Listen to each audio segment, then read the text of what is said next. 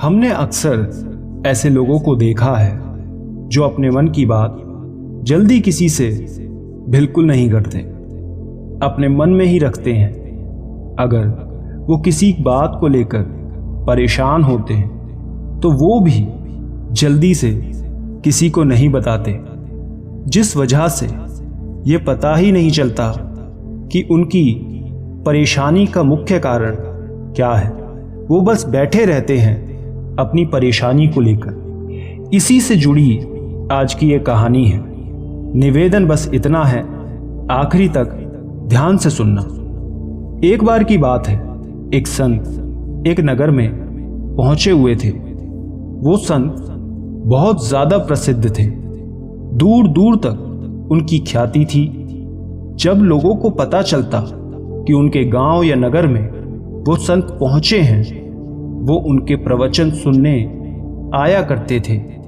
ऐसे ही जब वो संत उस नगर में पहुंचे, तब वहां के सभी लोग एक सभा में एकत्रित हो जाते हैं। धीरे धीरे लोगों की भीड़ उमड़ जाती है और तब संत अपना प्रवचन आरंभ करते हैं। वो सबसे ये कहते हैं कि इस दुनिया में बहुत से ऐसे लोग होते हैं जो बहुत छली और लालची होते हैं। हमेशा उनके मन में स्वार्थ भरा होता है, लेकिन अक्सर उनका ये छल और लालच उन्हीं के लिए समस्याएं खड़ी कर देता है। सभा में बैठे लोग संत से पूछते हैं कि परंतु वो कैसे बाबा? तब संत कहते हैं कि बहुत समय पहले एक गांव में दो मित्र रहा करते थे। वो दोनों किसान थे और वो फल बेचा करते थे। एक बार एक किसान ने अपने बगीचे में संतरे उगाए थे तो दूसरे ने अंगूर। दोनों एक ही गांव में रहा करते थे, लेकिन अलग अलग काम किया करते थे। दोनों ने यह नियम बना रखा था कि वो प्रतिदिन सुबह सुबह खेत में जाएंगे और वहां सब काम करते थे और उसके बाद दोपहर में लौटकर खाना खाते और कुछ देर आराम करके फिर शाम को फल बेचने निकल जाते। वो दोनों हर कार्य एक दूसरे की सलाह से करते थे।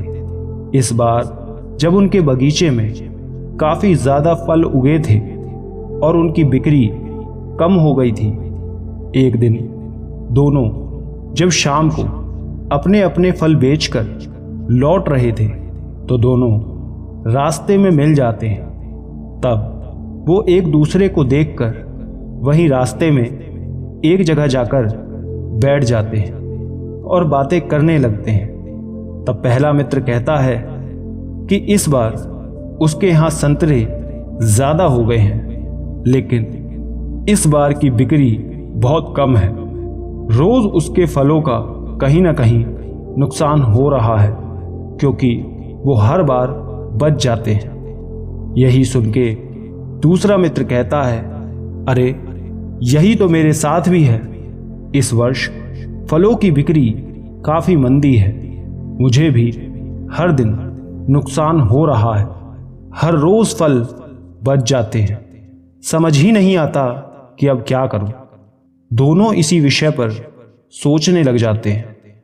तभी वहीं से उनका एक और गांव का दोस्त उन्हें मिल जाता है और उन्हें यूं परेशान देखकर उनके पास जाता है और उनसे वो बात करने लगता है।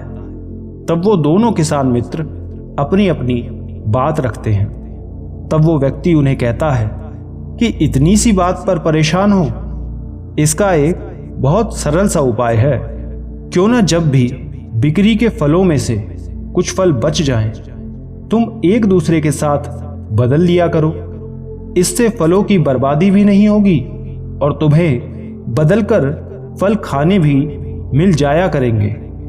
उन्हें यह विचार पसंद आ जाता है और तब वो ये तय करते हैं कि अब से वो यही करेंगे। अब जब जब वो बाजार से लौटते तो जिस जगह बैठकर बात करते हैं वहां प्रतिदिन मिलते यदि किसी के पास फल बच जाते तो वो आपस में बांट लेते, और यदि नहीं बचते तो मिलकर घर लौट जाते थे। अब यही होने लगा था, लेकिन दोनों किसानों के स्वभाव में काफी फर्क भी था। पहला किसान जिसने संतरे उगाए थे वो थोड़ा लालची, धूर्त और स्वार्थी था, और दूसरा मित्र काफी शांत और विनम्र था, जो मिलता उतने में संतुष्ट हो जाता। एक दिन दोनों जब फल बेचकर लौट रहे थे और मार्ग में जब वो मिलते हैं, तब दोनों के पास थोड़े थोड़े फल बच जाते हैं। दोनों हमेशा की तरह फलों की अदला बदली करते हैं और आगे बढ़ जाते हैं। पहला किसान अपने लालची स्वभाव की वजह से हर बार अपने फलों में से कुछ फल पहले ही हटा देता था। उस दिन भी उसने वही किया। घर जाने के बाद अब उसके मन में भी ये शंका आने लगती है कि जिस तरह मैं हर बार कुछ फल गायब कर देता हूं, उसी तरह कहीं मेरा मित्र भी ऐसा तो नहीं करता।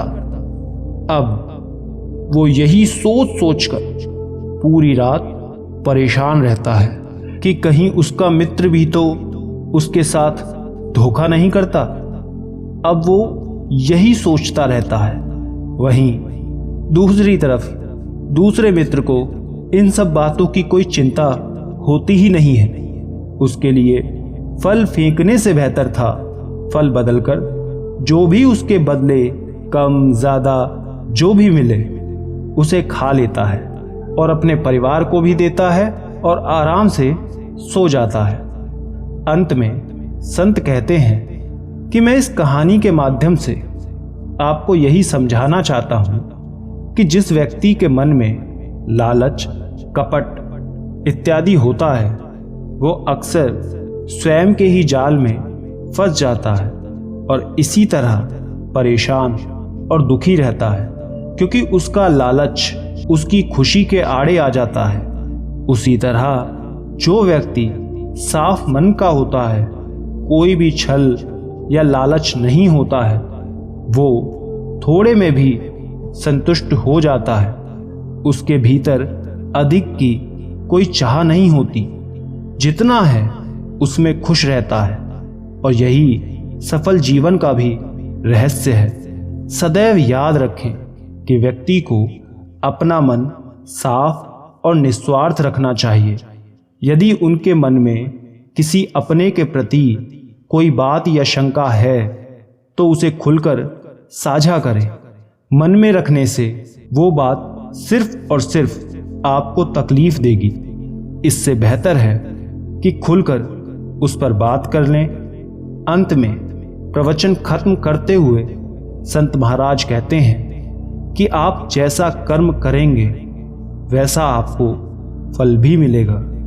यदि आप किसी का बुरा सोचेंगे तो आप पर भी ये समस्या आज नहीं तो कल अवश्य आएगी। इतना कहकर संत प्रवचन समाप्त करके वापस लौट जाते हैं। दोस्तों, इस कहानी से हमें यही शिक्षा मिलती है कि जीवन में लालच मत करो, आगे बढ़ो, लेकिन किसी का बुरा मत करो। अपने लक्ष्य बड़े बनाओ, लेकिन हमेशा अपनी मेहनत पर भरोसा करो। अगर कभी हार मिले, असफलता मिले, तो उसमें खुशी ढूंढ लो जो तुम्हारे पास है। जीवन सरल हो जाएगा। कभी भी किसी भी हालत में किसी के साथ धोखा या छल ना करें। थोड़ा खा लो, ज्यादा की इच्छा ना करो, क्योंकि कभी ना कभी आपके साथ भी वही धोखा, वही छल किसी न किसी रूप में जरूर होगा, और तब आपको उस व्यक्ति की तकलीफ, उसका दर्द अवश्य महसूस होगा, और तब आप सिवाय पछतावे के कुछ नहीं कर पाएंगे, और उस समय आप अपनी गलती को सुधार भी नहीं सकते। इसलिए हमेशा मेहनत और ईमानदारी के साथ ही अपना जीवन व्यतीत करना चाहिए। आशा करता हूँ आपको ये बात समझ आई होगी। स्क्रीन पर दिखने वाली और कहानियों को भी अवश्य सुनें। धन्यवाद।